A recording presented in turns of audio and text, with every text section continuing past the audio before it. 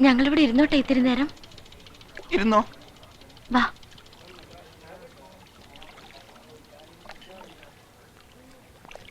എന്തെങ്കിലും വർത്തമാനം പറയൂ ഞങ്ങളോട്. ഒരുപാട് അടുപ്പമുള്ളവരെ പോലെ നമുക്കെന്തെങ്കിലും സംസാരിക്കാം.